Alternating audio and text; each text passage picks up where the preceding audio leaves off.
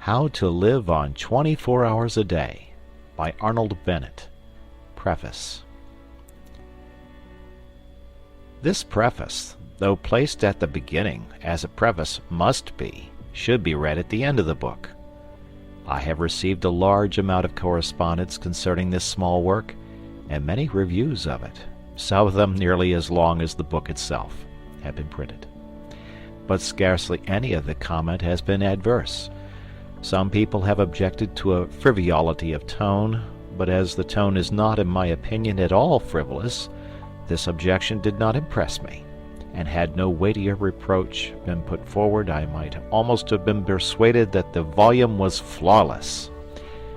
A more serious stricture has, however, been offered, not in the press, but by sundry obviously sincere correspondents, and I must deal with it. A reference to page 43 will show that I anticipated and feared this disapprobation. The sentence against which protests have been made is as follows. Quote, "In the majority of instances, he, the typical man, does not precisely feel a passion for his business. At best, he does not dislike it.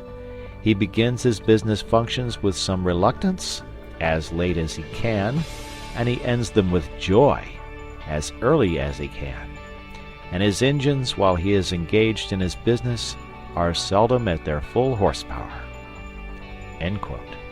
I am assured, in accents of unmistakable sincerity, that there are many businessmen, not merely those in high positions or with fine prospects, but modest subordinates with no hope of ever being much better off, who do enjoy their business functions, who do not shirk them, who do not arrive at their office as late as possible and depart as early as possible, who, in a word, put the whole of their force into their day's work and are genuinely fatigued at the end thereof. I am ready to believe it. I do believe it. I know it. I always knew it. Both in London and in the provinces, it has been my lot to spend long years in subordinate situations of business, and the fact did not escape me that a certain proportion of my peers show what amounted to an honest passion for their duties, and that while engaged in those duties they were really living to the fullest extent of which they were capable. But I remained convinced that these fortunate and happy individuals, happier perhaps than they guessed, did not and do not constitute a majority, or anything like a majority. I remain convinced that the majority of decent, average, conscientious men of business, men with aspirations and ideals, do not as a rule go home of a night genuinely tired. I remain convinced that they put not as much but as little of themselves as they conscientiously can into the earning of a livelihood, and that their vocation bores rather than interests them. Nevertheless, I admit that the minority is of sufficient importance to merit attention, and that I ought not to have ignored it so completely as I did do. The whole difficulty of the hard-working minority was put in a single colloquial sentence by one of my correspondents. He wrote, "I am just as keen as anyone on doing something to exceed my program, but allow me to tell you that when I get home at 6:30 p.m., I am not anything like so fresh as you seem to imagine."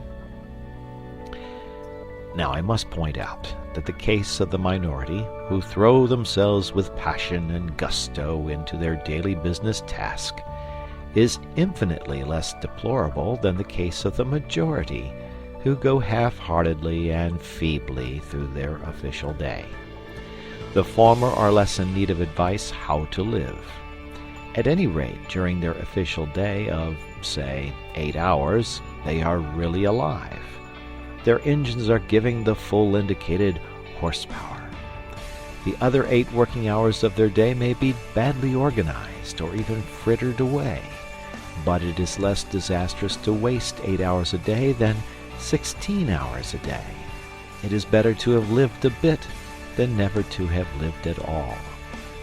The real tragedy is the tragedy of the man who is braced to effort neither in the office nor out of it, and to this man this book is primarily addressed. But, says the other and more fortunate man, although my ordinary program is bigger than his, I want to exceed my program too. I am living a bit. I want to live more. But I really can't do another day's work on the top of my official day. The fact is, I, the author, ought to have foreseen that I should appeal most strongly to those who already had an interest in existence. It is always the man who has tasted life who demands more of it. And it is always the man who never gets out of bed who is the most difficult to rouse. Well, you of the minority, let us assume that the intensity of your daily money-getting will not allow you to carry out quite all the suggestions in the following pages. Some of the suggestions may yet stand. I admit that you may not be able to use the time spent on the journey home at night, but the suggestion for the journey to the office in the morning is as practicable for you as for anybody. And that weekly interval of 40 hours, from Saturday to Monday, is yours just as much as the other man's, though a slight accumulation of fatigue may prevent you from employing the whole of your horsepower upon it. There remains then the important portion of the 3 or more evenings a week. You tell me flatly that you are too tired to do anything outside your program at night. In reply to which I tell you flatly that if your ordinary day's work is thus exhausting, then the balance of your life is wrong and must be adjusted. A man's powers ought not to be monopolized by his ordinary day's work. What, then, is to be done? The obvious thing to do is to circumvent your ardor for your ordinary day's work by a ruse. Employ your engines in something beyond the program before and not after you employ them on the program itself. Briefly, get up earlier in the morning. You say you cannot. You say it is impossible for you to go earlier to bed of a night. To do so would upset the entire household. I do not think it is quite impossible to go to bed earlier at night. I think that if you persist in rising earlier, and the consequence is insufficiency of sleep, you will soon find a way of going to bed earlier. But my impression is that the consequences of rising earlier will not be an insufficiency of sleep. My impression, growing stronger every year, is that sleep is partly a matter of habit and of slackness. I am convinced that most people sleep as long as they do because they are at a loss for any other diversion. How much sleep do you think is daily obtained by the powerful, healthy man who daily rattles up your street in charge of Carter Patterson's van? I have consulted a doctor on this point. He is a doctor who for 24 years has had a large general practice in a large flourishing suburb of London, inhabited by exactly such people as you and me. He is a curt man, and his answer was curt. Most people sleep themselves stupid. He went on to give his opinion that 9 men out of 10 would have better health and more fun out of life if they spent less time in bed. Other doctors have confirmed this judgment, which of course does not apply to growing youths. Rise an hour and a half, or even 2 hours earlier, and, if you must, retire earlier when you can. In the matter of exceeding programs, you will accomplish as much in 1 morning hour as in 2 evening hours. But, you may say, I couldn't begin without some food and servants. Surely, my dear sir, in an age when an excellent spirit lamp, including a saucepan, can be bought for less than a shilling, you are not going to allow your highest welfare to depend upon the precarious immediate cooperation of a fellow creature. Instruct the fellow creature, whoever she may be, at night. Tell her to put a tray in a suitable position overnight.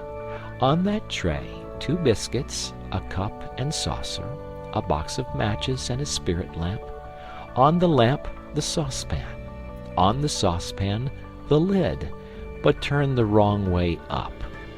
On the reversed lid, the small teapot, containing a minute quantity of tea leaves.